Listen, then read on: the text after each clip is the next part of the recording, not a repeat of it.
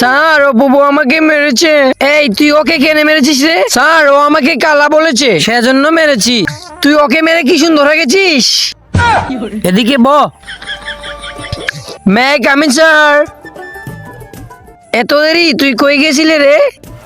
Sir গার্লফ্রেন্ডের সাথে ঘুরতে গিয়েছিলাম। শালা স্কুল বাকি দিয়ে তুই গার্লফ্রেন্ডের সাথে ঘুরতে যাস?